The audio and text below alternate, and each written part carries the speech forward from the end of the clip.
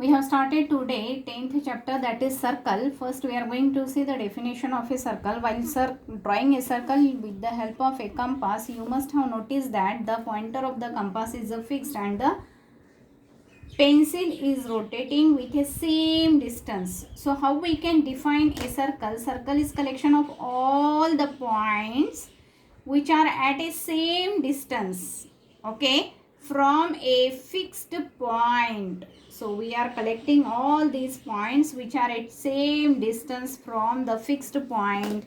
This fixed point is called as the center of the circle, and this is same distance, that is called as the radius. Okay. Now here we have drawn the another diagram to show the other parts of the circle.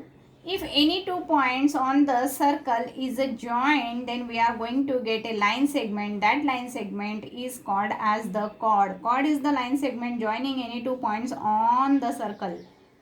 Okay, if this chord we are going to draw it greater and greater, we will find out that it will be greatest when it is passing through the center, and that chord is called as a diameter, which is the longest chord passing through the center.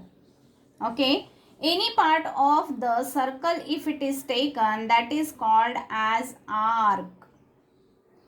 Now when we have drawn a chord, the circle gets divided into two separate regions. So this region I have shaded, which is bounded between the chord and the corresponding arc. This is called as a segment. As this is a smaller part, okay, it is called as a minor segment, and rest of the part is called as major segment.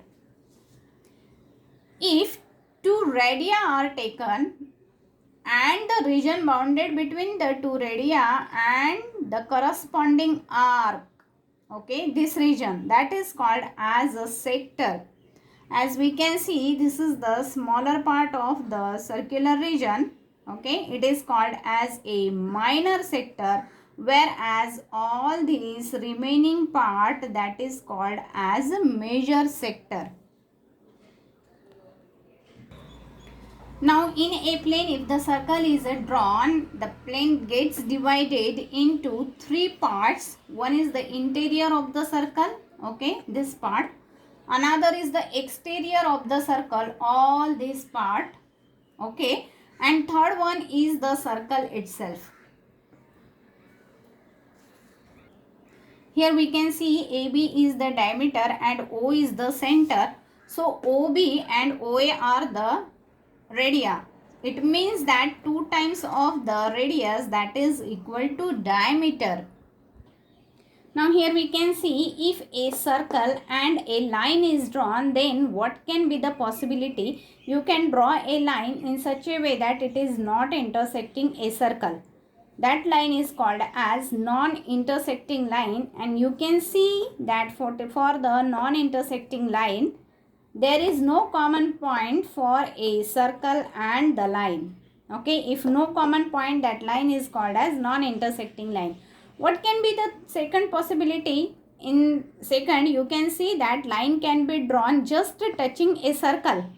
Okay, in that case, you can see that line and a circle will have one common point. Okay, and that common point is called as point of contact, whereas the line is called as a tangent. It means tangent is a line which touches the circle at one point only. If third case we are going to see, we can see here that it intersects the circle. As it intersects, there are two common points for a line and a circle. Okay, that line is called as a secant. So from all these three cases, we can say that maximum 2 points can be common for a circle and a line drawn in a plane. Now here we are going to see how many tangents to a circle can be drawn.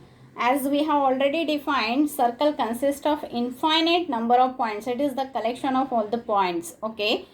It means that from each and every point we can draw a tangent. It means circle can have infinite number of tangents. Okay, that we can draw it like this.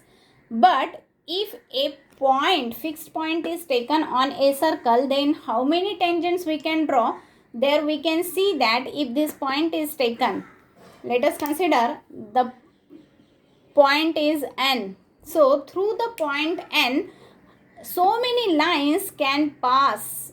Okay, but out of all these lines, only one line which touches the circle at one point, that is called as tangent. Okay, so only one tangent will be there for a circle at a point. एक point, एक circle, one tangent. Okay, now here we are going to see PQ is a secant. But if we are going to move this PQ away from the center, we can see that the distance between P and Q is going to less and less.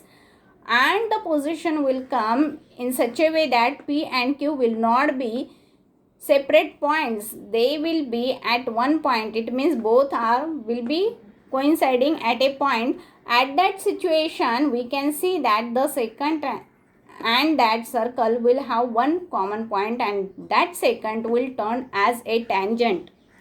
So tangent is the special case of a secant in which we can see that the intersecting points are coming closer and they will be at a same point.